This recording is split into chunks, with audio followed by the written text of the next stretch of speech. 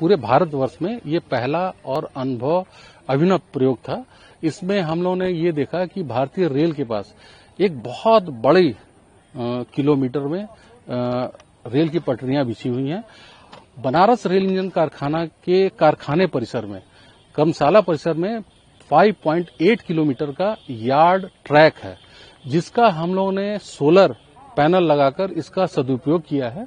अभी पहले pilot project के रूप में आप देख रहे होंगे, जैसा कि आपने देखा होगा कि 70 मीटर ट्रैक में हम लोग ने 28 पैनल को लगाकर 15 किलोवाट का एक यूनिट है, जिससे लगभग हम लोग सूर्य की अगर रोशनी प्रॉपर मिल रही है, उस कंडीशन में हम 67 से लेके 80 यूनिट प्रतिदिन हम पैदा कर पा रहे हैं। और अगर इसी को आप 1 किलोमीटर के उसमें रखें तो हम लोग 880 यूनिट बिजली पैदा कर पाएंगे, जिससे हमें बिजली से चलने वाले सारे उपकरण में इसका हम उपयोग कर पाएंगे। और इसमें इसका रखरखाव भी बहुत आसान है। जैसा कि आप देख रहे होंगे कि चार जो है पैनल है। 4 पैनल में आप देखें, एक एलन की से एक स्क्रू है लगाया हुआ, जिसको और उसकी माउंटिंग जो की गई है वो रबर पैड है, ताकि वो कंपन को जो है बहुत आसानी से अब्जॉर्ब कर पाए।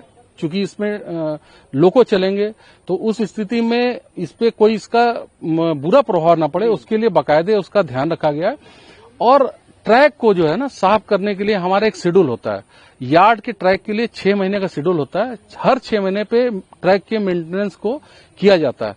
उस दौरान अगर आप देखेंगे कि हम बहुत आसानी से 1 घंटे के अंदर इस 70 मीटर के पैनल को हम 1 घंटे से 1.5 घंटे के अंदर खोल के और फिर उतने ही समय में हम लगा भी सकते हैं। तो मेंटेनेंस करना भी आसान है और इससे हमको किसी अतिरिक्त जगह की जरूरत नहीं है।